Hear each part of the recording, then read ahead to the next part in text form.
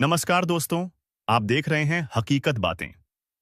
आज हम बात करेंगे बिहार के विशेष सर्वेक्षण संविदा कर्मियों के संघर्ष की, जो अब न केवल बिहार का मुद्दा रह गया है, बल्कि यह राष्ट्रीय स्तर का मुद्दा बन चुका है।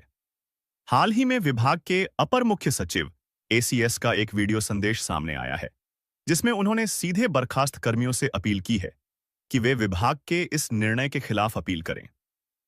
पहली नजर में यह सामान्य लग सकता है, लेकिन जब आप गहराई से सोचेंगे तो यह गंभीर सवाल खड़ा करता है। क्या कभी न्यायालय का जज किसी आरोपी से खुद अपील करने की गुजारिश करता है? क्या यह न्याय और प्रशासन की गरिमा के अनुरूप है? प्रशासन की गरिमा पर सवाल। न्यायपालिका की मूल आत्मा निष्पक्षता है।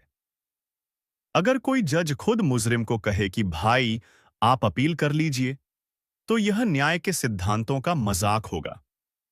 ठीक यही काम बिहार के एसीएस महोदय ने किया है। संविदा सेवा समाप्त होने के बाद नियमावली में पहले से ही 45 दिन का अपील का अधिकार मौजूद है। ऐसे में एसीएस द्वारा वीडियो जारी कर कर्मियों से अपील करने की गुजारिश करना हड़ताली कर्मी के मनोबल को ठेस पहुंचाने जैसा है।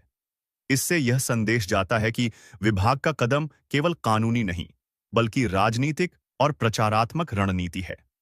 जनता और मीडिया को यह दिखाना कि हमने कर्मियों को पूरा मौका दिया। असलियत यह है कि पहले बिना वार्ता किए 7,900 परिवारों की रोजी रोटी एक झटके में छीन ली गई।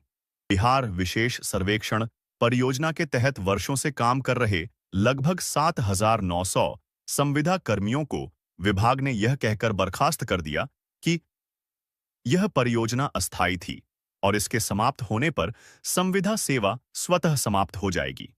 लेकिन यह कर्मी कोई सामान्य कर्मचारी नहीं है। इनमें से अधिकतर डिप्लोमा धारक और बीटेक पास तकनीकी विशेषज्ञ हैं। इन लोगों ने डिजिटल भूमि सर्वेक्षण, राजस्व सुधार और तकनीकी विकास जैसे कार्यों में महत्वपूर्ण योगदान दिया है। सरकार का तर्क है कि परियोजना समाप्त हो गई, इसलिए नौकरी भी समाप्त। लेकिन सवाल यह है कि क्या इतने प्रशिक्षित तकनीकी विशेषज्ञों को सीधे बेरोजगार कर देना ही समाधान है? बिल्कुल नहीं। सरकार चाहे तो इन कर्मियों को अन्य विभागों में समायोजित कर सकती है। अगर वर्तमान नियमावली में प्रावधान नहीं है, तो नियमावली में संशोधन करना चाहिए। नियम कानून जनता के हित के लिए बनाए जाते हैं, न कि जनता को तबाह करने के लिए। एसीएस की अपील का असली मकसद क्या है? एसीएस महोदय का वीडियो संदेश सवालों के घेरे में है। जब अपील का अधिकार पहले से ही मौजूद था, तो फिर इस वीडियो संदेश और प्रेस विज्ञप्ति की क्या जरूरत थी? संभावित कारण। 1।